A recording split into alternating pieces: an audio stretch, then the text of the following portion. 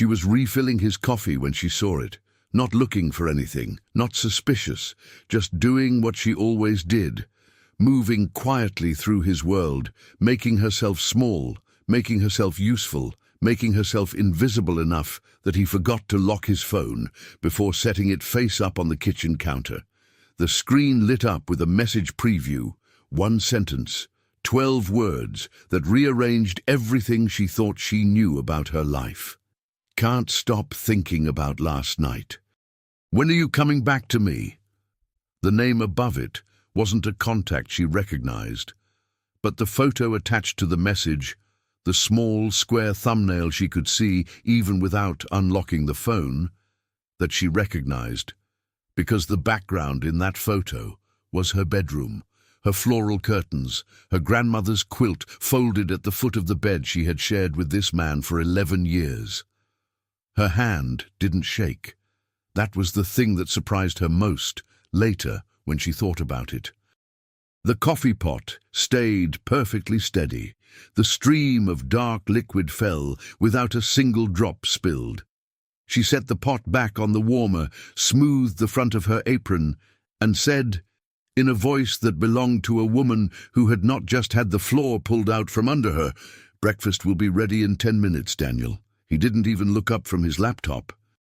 And that was the moment, not the photo, not the message, not the name she didn't recognize.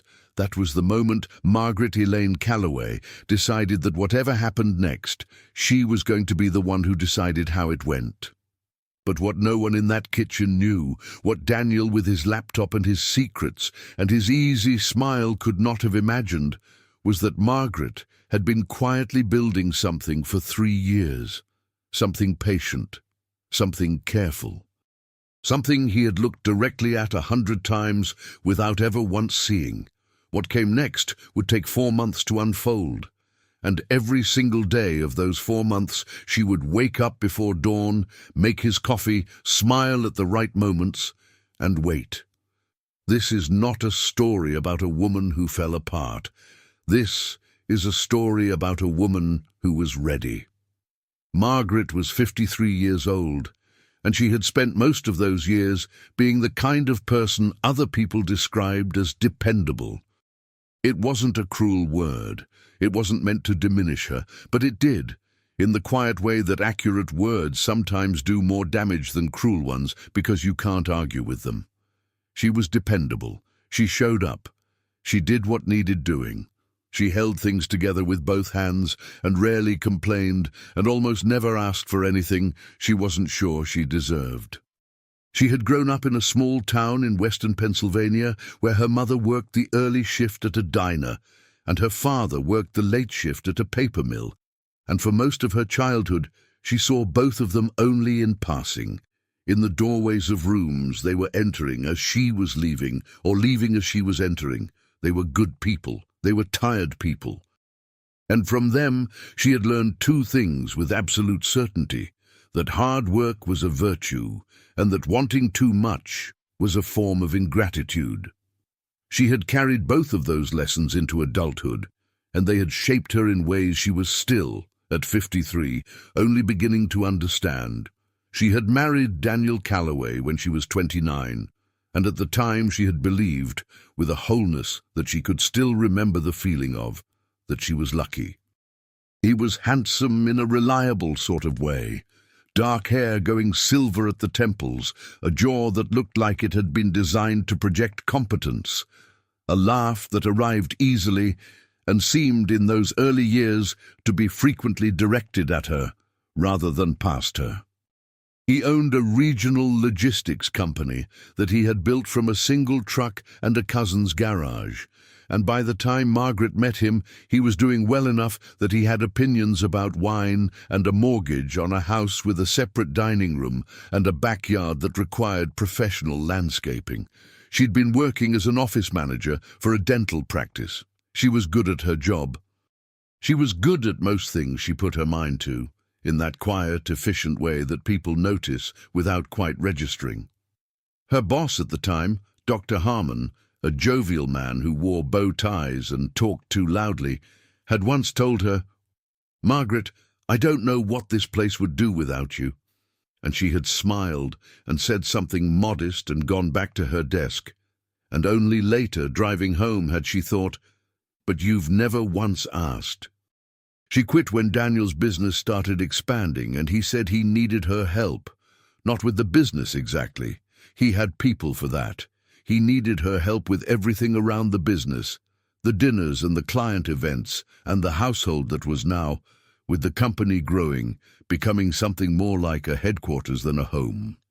She'd agreed without really deliberating, because that was how decisions tended to get made in her life, not by weighing options, but by recognizing what was needed and stepping into the space. They had one child together, a daughter named Claire, who was now 24 and living in Seattle, working for a tech non-profit that Margaret didn't entirely understand, but was enormously proud of anyway. Claire had her father's jaw and her mother's stubbornness, and a quality that was entirely her own, a kind of fierce, impatient tenderness that had made Margaret ache with love for her since the first moment she'd laid eyes on her.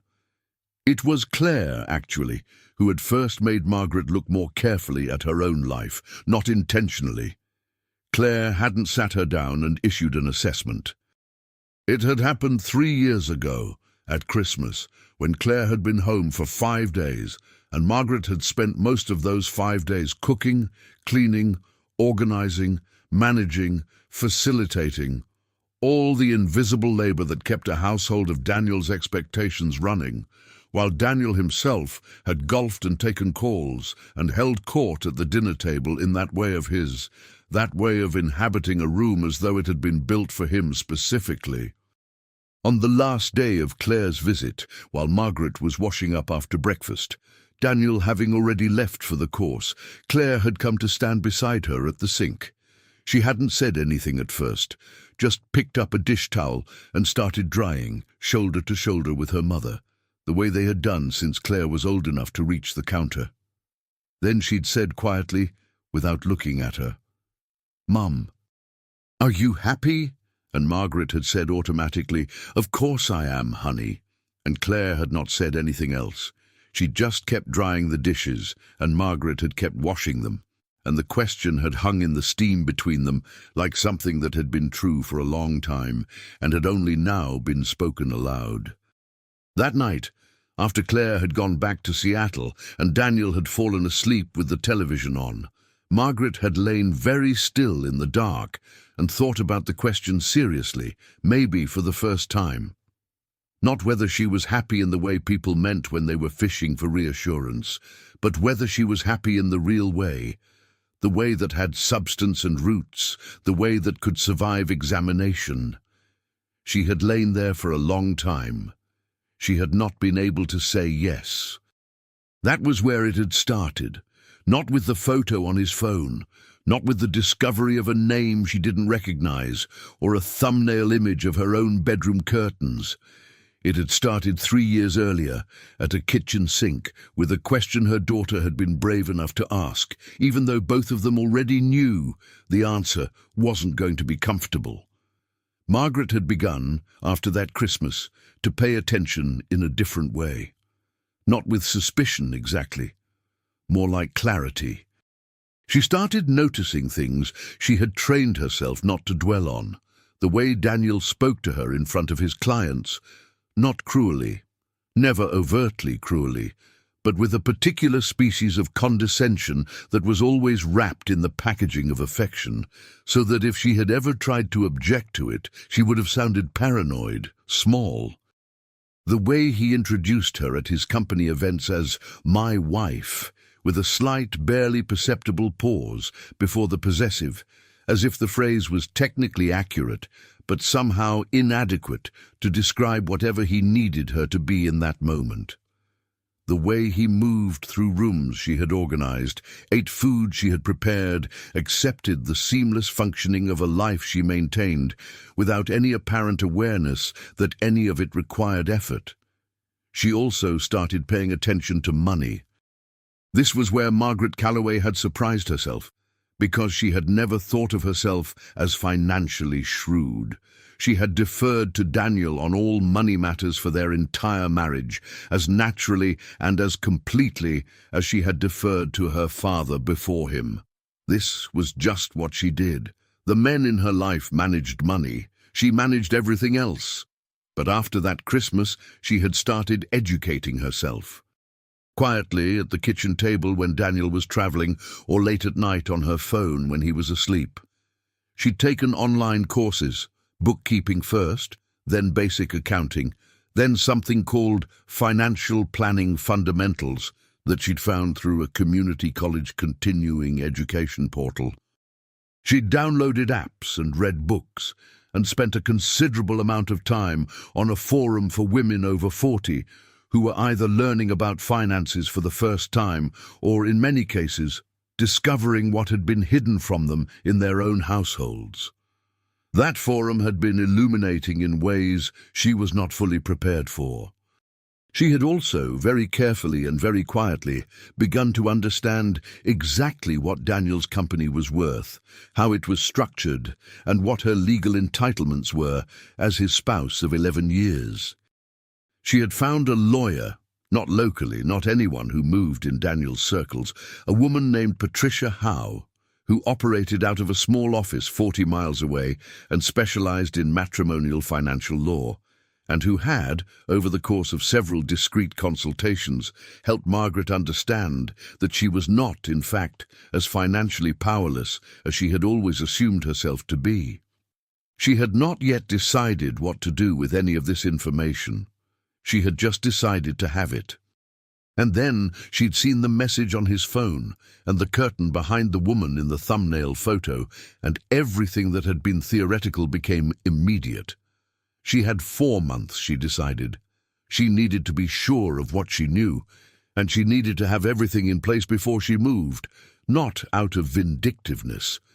She was not by nature a vindictive person. But she understood, with a calm she would not have thought herself capable of on an ordinary day, that she was about to do something that would change her life entirely, and she was only going to get one chance to do it well. So she waited. She watched. She smiled at the right moments and made the right dinners and attended the right functions on his arm, and all the while she was very quietly, very methodically, learning everything she needed to know. The woman's name, she found out within the first week, was Sasha Renner. She was 31 years old. She worked in digital marketing. She had very long dark hair and a way of photographing herself that suggested she knew exactly what she was doing and found it powerful, which Margaret, who did not begrudge her this, thought was actually a reasonable quality in a person. She had found a social media profile that told her this much, and she had looked at it only long enough to confirm what she needed to confirm, and then she had put her phone down and gone to make dinner. She did not hate Sasha Renner. This surprised her, but when she examined it, she thought she understood it. Sasha Renner was not the person who had made promises. Sasha Renner had not stood beside her at an altar in a cream-colored dress with seed pearl buttons that her mother had helped her fasten that morning 24 years ago, and said words that were supposed to mean something permanent. Daniel had. Whatever Sasha Renner was or wasn't, whatever she had or hadn't done, the person who had broken something was Daniel. And Margaret had been aware of this with a precision that was, she realized, its own kind of grief. She grieved in pieces, in private moments, in the car mostly, which was the only place in her life that felt genuinely hers. She would sit in the parking lot of the grocery store or pull off the road into a side street for 5 or 10 minutes, and she would let herself feel the weight of it, not just the betrayal, but the longer, older grief underneath it. The grief of a woman who had spent a quarter-century being excellent at things that went unnoticed, who had made herself essential to a life that had never fully let her in. She cried sometimes in those car moments. Not the kind of crying that felt like falling apart, the kind that felt like something being cleaned out, made room for, prepared. Then she would check her face in the visor mirror, start the car, and go back to being Margaret Calloway, who was dependable, who was always there, who could be trusted absolutely to do what was needed. The first real crack appeared at the company dinner in September. Daniel held 2 of these a year, formal events for his top clients and their spouses, held at the best restaurant in the county, which was called Terrace, and occupied the top floor of a converted mill building, and had a wine list that was essentially a statement of values. Margaret organized these dinners. Had organized them, in fact, for 9 years running, handling every detail from the seating arrangements to the dietary requirements to the flowers on the tables, all in coordination with the restaurant's events manager, a harried young man named Todd, who relied on her completely and called her an absolute lifesaver at least twice per event. She also attended them as Daniel's wife. She wore the right dress, said the right things, remembered the names of spouses she saw twice a year, asked about children and travel and health concerns she had filed away from the previous event. She was, at these dinners, performing a specific role with specific requirements, and she had always performed it well. This September, though, she had arrived at the dinner already knowing something she hadn't known at the previous one. She sat at the long center table and watched Daniel work the room, watched him be charming and expansive and in command, watched him place his hand on the small of her back when someone came to greet them, the gesture practiced and automatic. And she thought with a quiet that surprised her, "I know you now in a way you don't know I know you." There was a particular moment around 8:30 when Daniel was deep in conversation with his biggest client, a florid, loud man named Gerald Marsh, who always drank too much and whose wife Donna always apologized for him preemptively when a younger woman appeared at the edge of the room. She worked for one of the client companies, a coordinator of some kind, someone who had been brought along as part of a larger group. Margaret did not know her name, but she watched Daniel see the woman from across the room, watch something quick and practiced pass across his face. A composed thing, a controlled thing, and she knew, with the kind of knowledge that doesn't require evidence, that whatever this was, it was not the first time. She turned to Donna Marsh, who was sitting beside her nursing a glass of water, and said, "Donna, I've been meaning to ask, how did that trip to Portugal go? You mentioned it at the spring dinner, and I've been curious." Donna's face lit up, and she launched into it gratefully, and Margaret listened, genuinely, and asked follow-up questions. And all the while a part of her was doing something she had no name for yet, something that would only crystallize much later when she was back in her car in the dark, which was deciding, not what she was going to do. She'd known that for a while now.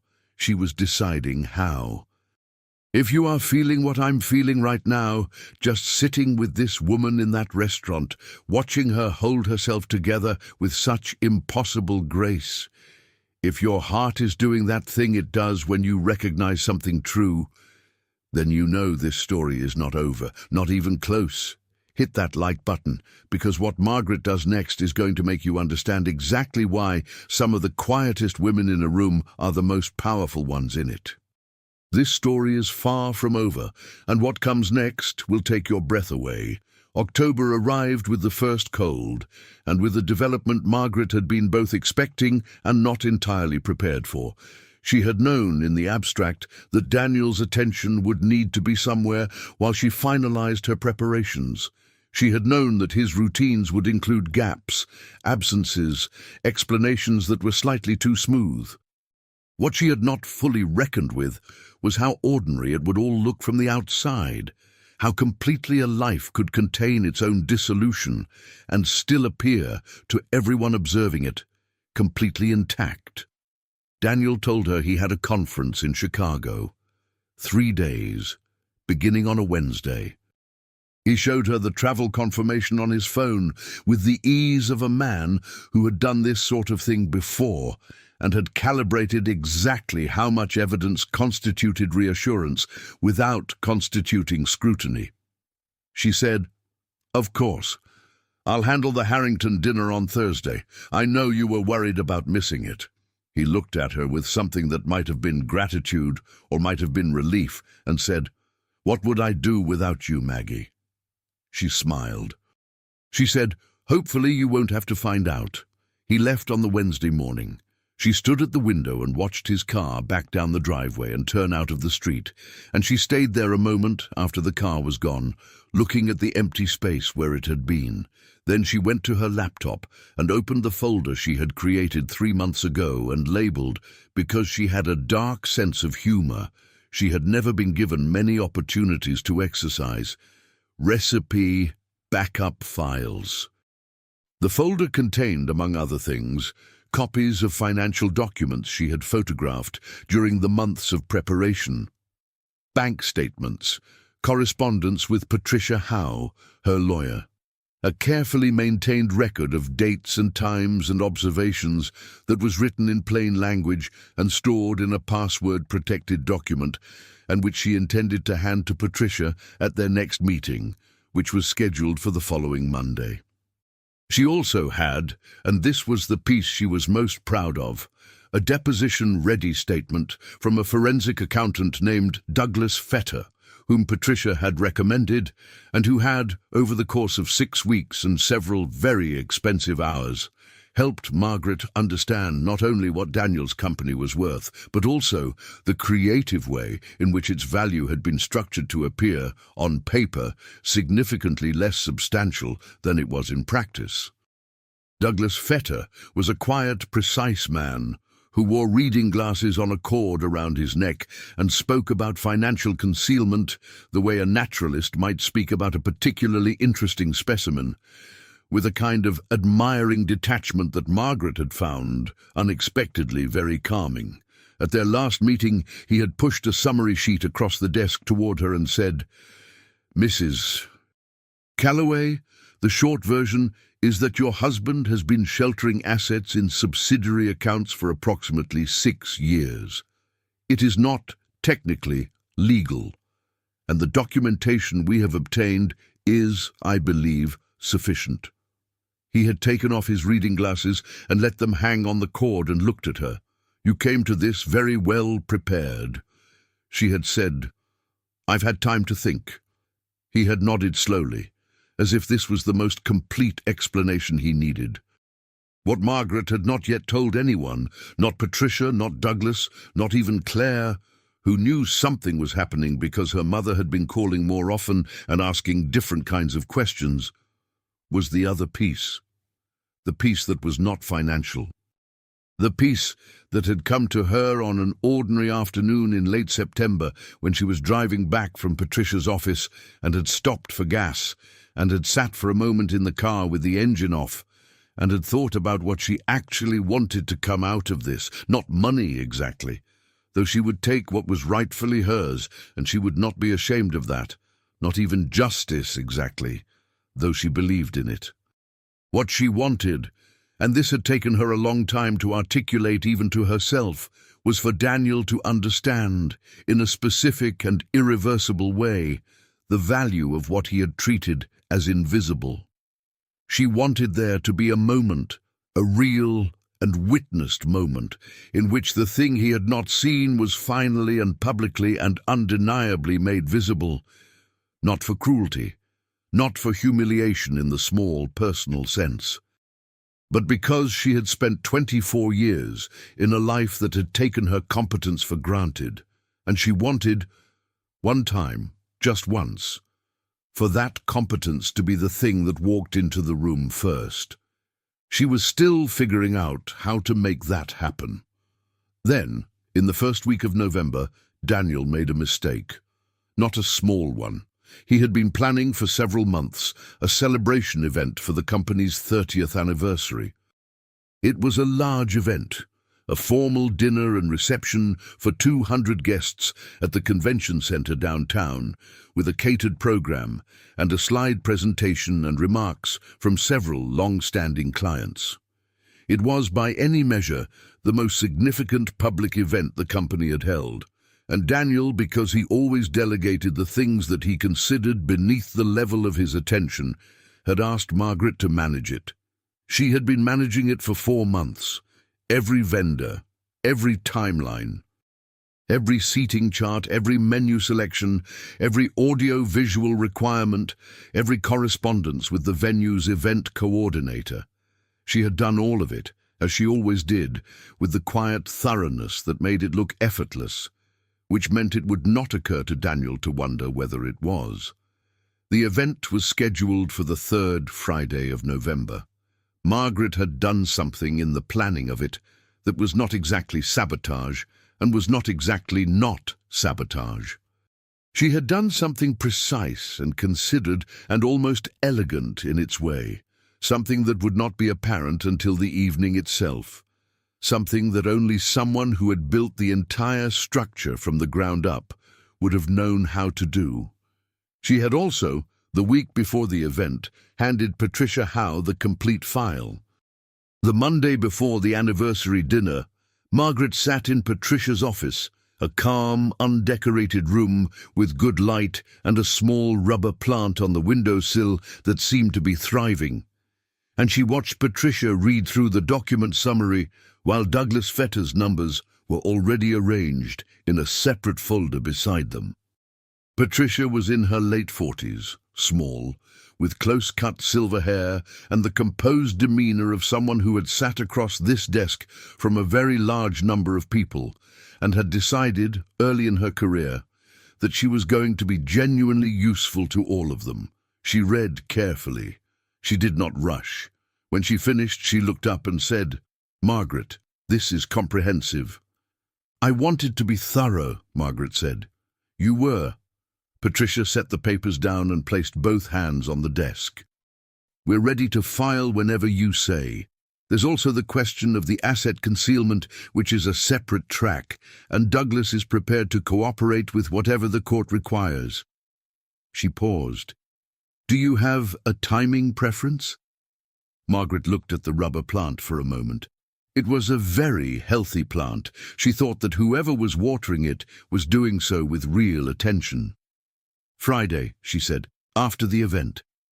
Patricia looked at her steadily. "Any particular reason?" "There's something I need to do first," Margaret said, "and it requires the event to go well." Patricia appeared to consider asking a follow-up question and then decided against it. This was one of the things Margaret liked about her. "All right," she said. "Friday it is." The week passed. The way weeks pass, when you are holding something large and quiet inside you, slowly in the daytime, quickly at night, with an odd heightening of small sensory details that you notice later and wonder why. Margaret remembered the smell of the wood in the convention center when she went for her final walkthrough on Thursday morning. That particular public building smell of carpet and recycled air and something faintly institutional underneath. She remembered the color of the sky that Tuesday, a specific November gray that looked like a surface you could press your palm against.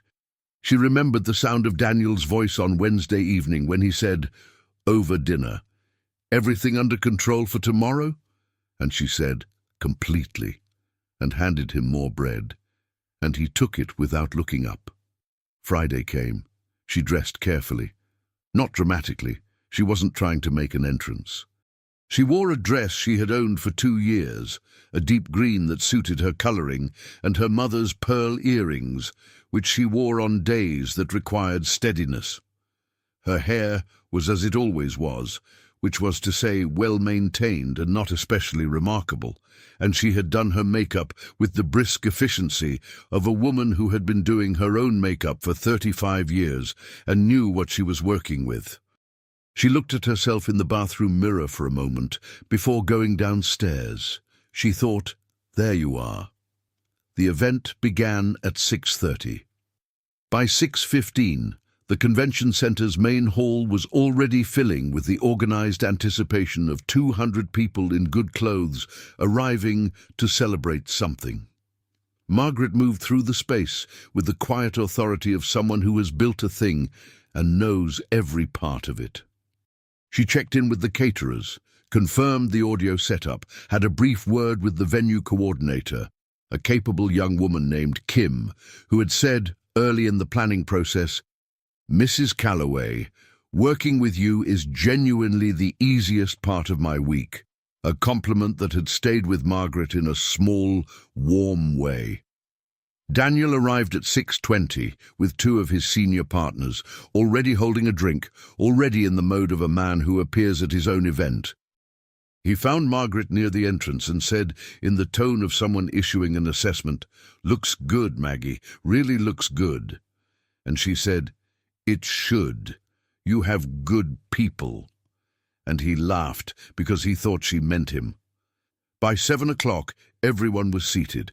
The dinner was being served.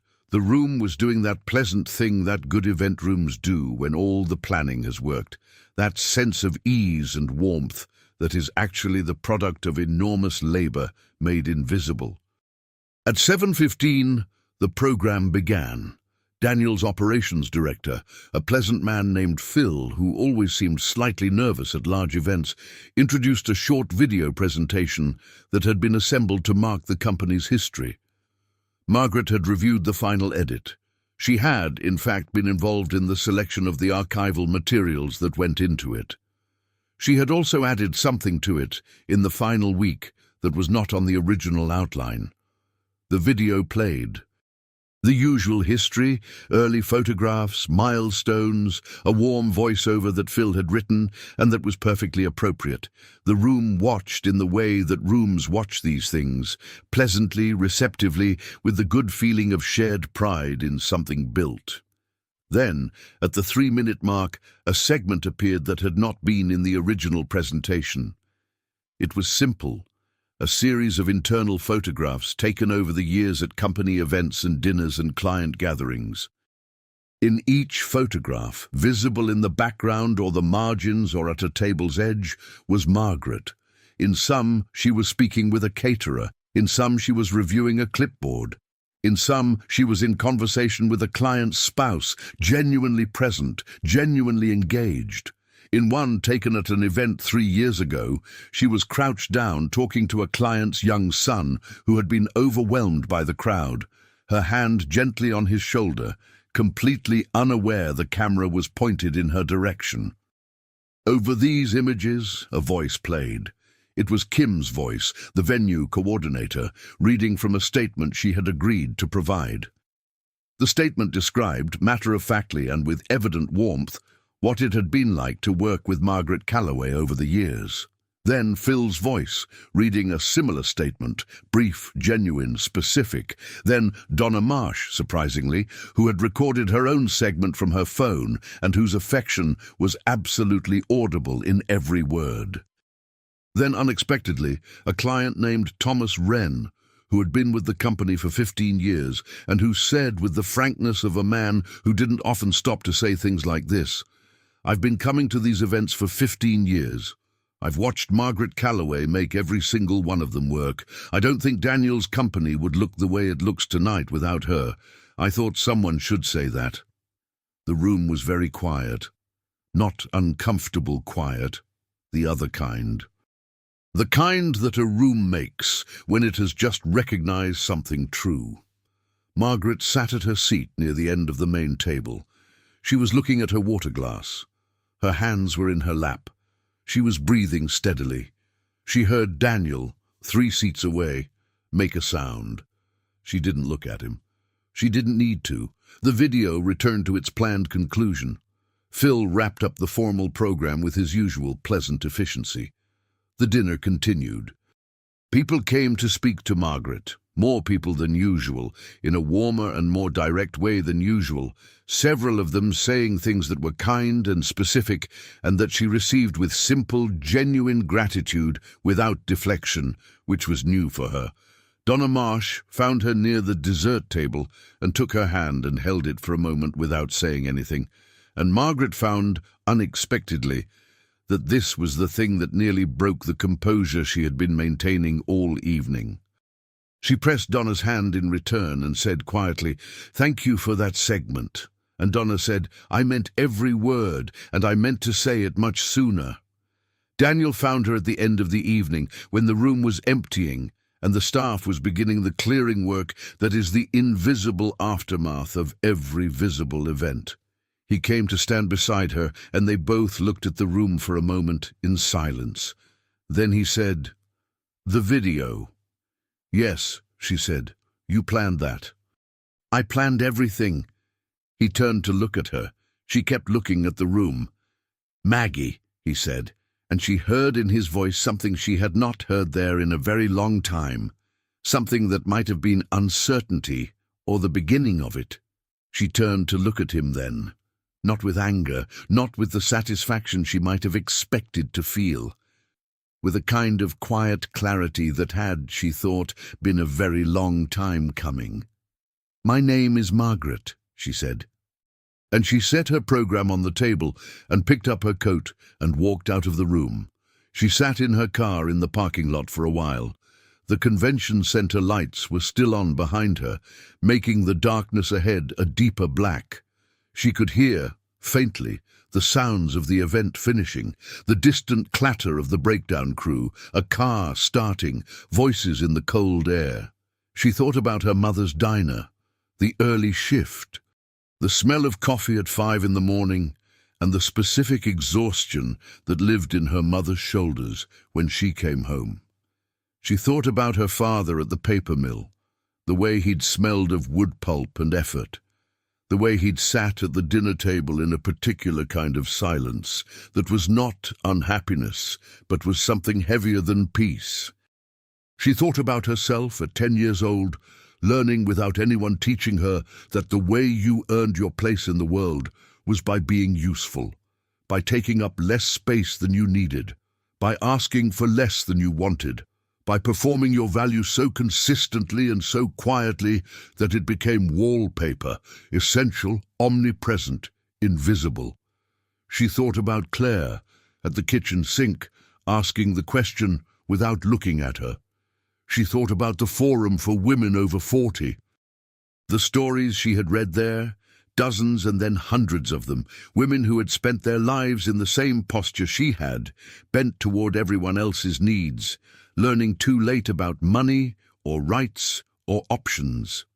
Some of those stories had ended badly. Some hadn't.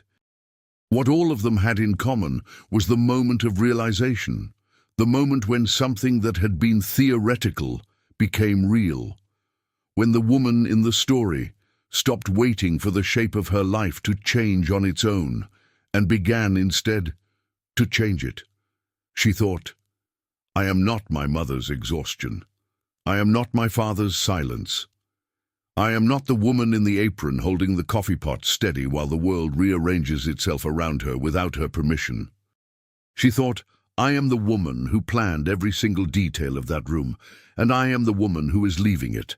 Share this video with someone who needs to hear this today, because there is someone in your life, maybe someone you love, maybe yourself, who has been holding things together quietly for so long that they've started to believe that's all they're for. Send this to her. And if you haven't subscribed to this channel yet, please do it now, because we tell stories like this one every single week. Stories about women who found their way back to themselves, one careful step at a time. She drove home. Daniel's car was not there yet. She walked through the house, their house, the house she had organized and maintained and made functional and livable for 11 years, with a feeling she could not immediately name. Not nostalgia, not triumph. Something quieter than both. She walked through the kitchen and the hall and the living room she had furnished and the dining room where she had hosted every dinner for every client who had sat across the table from Daniel Calloway, and never once asked who had cooked the food. She went upstairs. She stood in the doorway of the bedroom and looked at the floral curtains and her grandmother's quilt at the foot of the bed. She thought of the thumbnail photo, the 12 words of the message preview, the steady hand on the coffee pot. She thought, that was the morning I started. She packed a bag, not frantically, efficiently, the way she did everything. She had been thinking about what to take for weeks, and the bag she packed reflected that. Practical, complete, not excessive.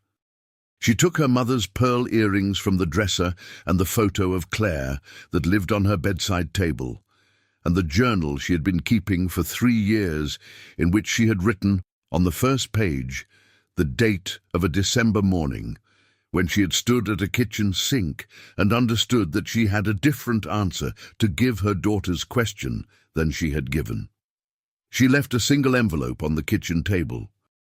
Inside was a brief letter that she had written and rewritten over the past month, and which she was satisfied with now, which said, in part, "I am not leaving in anger. I am leaving because I finally understand that I have somewhere to go." Also inside was Patricia Howe's business card, and a copy of the first page of Douglas Fetter's financial summary, with the relevant figure circled in Margaret's careful handwriting. She drove to the hotel she had booked 3 weeks ago, checked in, set her bag on the luggage rack, and sat on the edge of the bed. She called Claire. It was late, and she heard the slight sleep roughness in Claire's voice when she answered. And then, as she registered who was calling and what time it was, that quick sharpening that was pure Claire, that fierce, impatient tenderness. "Mom? Mom, are you okay?" "I'm okay," Margaret said, and she found, saying it, that it was true in a new way. "I'm actually okay." There was a brief silence. Then Claire said quietly, with a careful restraint that Margaret recognized as love, "Did you do it?" "I did." Another silence. Then Claire made a sound that was not quite a laugh, and not quite crying, and was, Margaret thought, one of the most purely human sounds she had ever heard her daughter make. "Mom," she said. "Oh, Mom." They talked for a long time.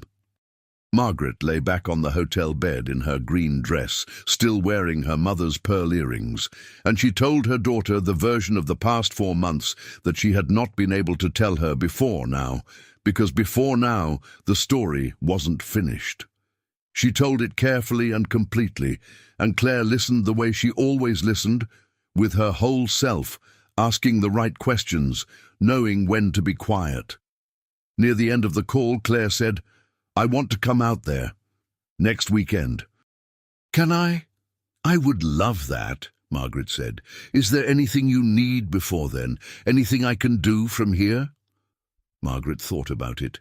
She looked at the ceiling of the hotel room, which was plain and white and entirely neutral and entirely hers in this moment, and she thought about what she needed. "I'm going to be all right," she said. "For the first time in a while, I actually believe that." "I know," Claire said. "I've been waiting for you to believe it." She said goodnight to her daughter. She set her phone on the nightstand. She looked at the room around her, the anonymous, adequate, peaceful room, and she thought about the next morning, which was a Saturday, and in which she had nothing she was required to do for anyone but herself. She thought about coffee. She had passed a small cafe 2 blocks from the hotel when she drove in, the kind with big windows and mismatched chairs and a handwritten menu on a board, and she thought she might go there in the morning and sit by the window and just be a person in a cafe with a cup of coffee and no particular demands on her attention.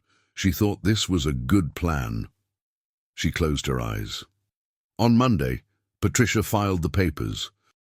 The asset concealment documentation, when it was formally submitted alongside the dissolution filing, created a problem for Daniel's lawyers that they spent the better part of 3 weeks attempting to characterize as a misunderstanding.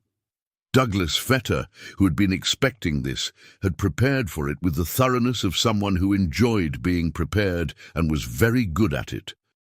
The process would take time, these things always did, but Patricia had been clear with Margaret about the likely outcome.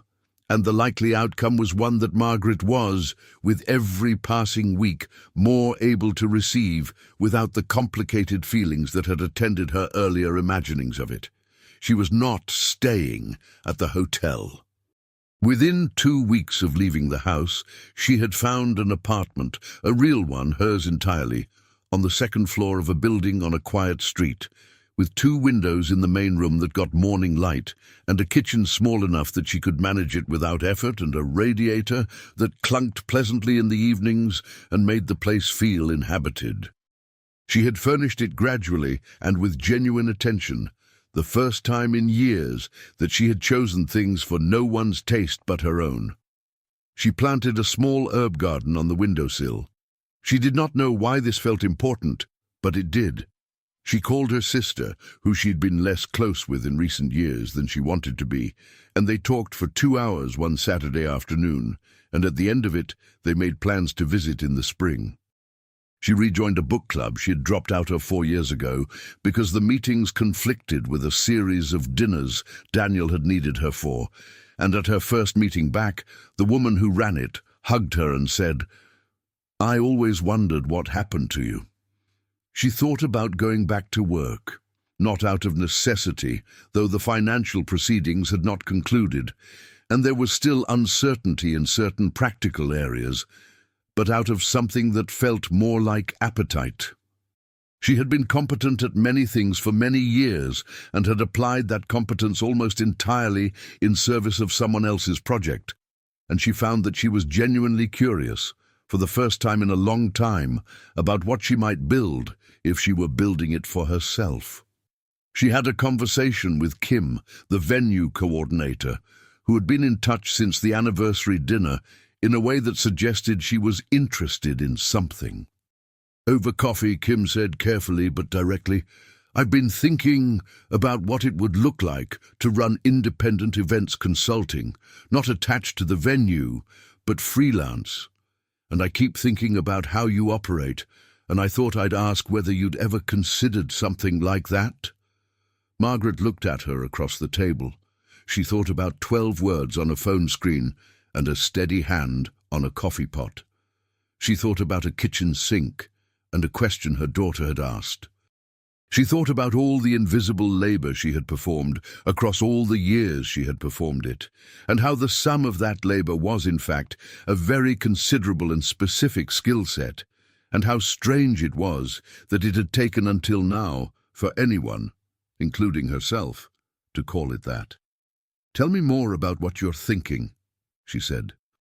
She went to see her mother's grave in December, on a cold afternoon when the cemetery was empty and the sky was the same deep grey she remembered from that November week before everything changed.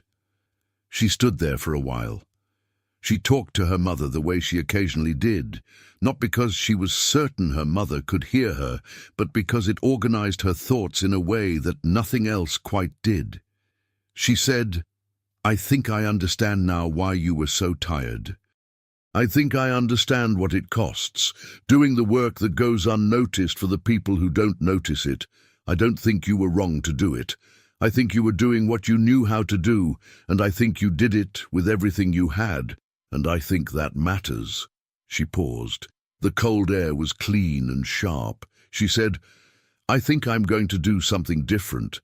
Not because your life was wrong, but because you and Dad worked so hard so that I could have more choices than you had.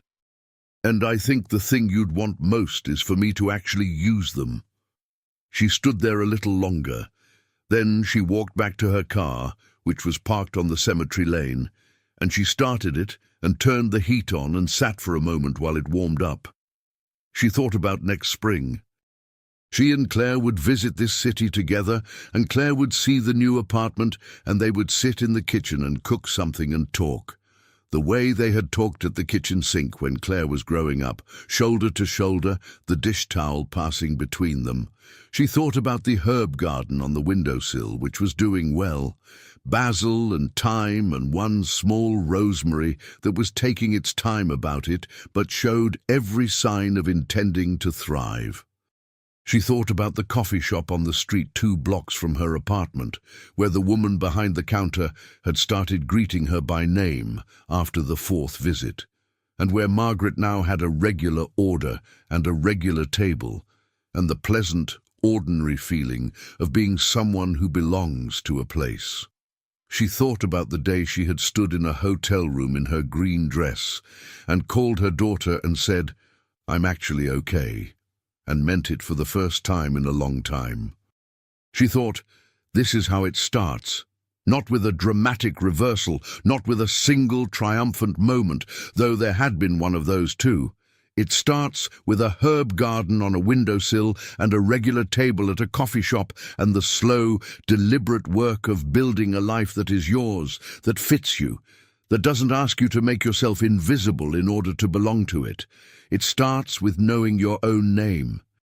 She pulled out of the cemetery lane onto the main road and drove through the December afternoon toward her apartment and her kitchen and her small rosemary plant that was taking its time, but was going to be fine. There is something about Margaret Calloway's story that doesn't leave you easily. Maybe it's because you've met her before. Maybe not in a kitchen in Pennsylvania, maybe not in a marriage exactly like hers, but in the quiet persistence of it, in the years of competence unremarked upon, in the particular exhaustion of being the person who holds everything together while the room forgets to wonder how the holding happens. Maybe you recognize the specific weight of being needed without being seen. Or maybe you recognize something else, the thing that happens after.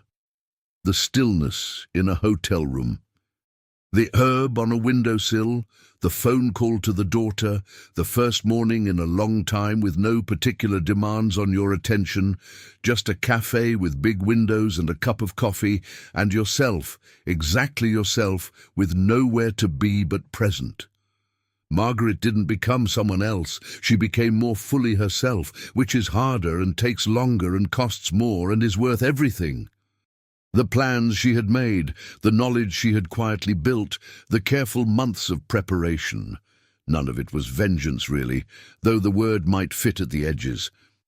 It was something older and more fundamental.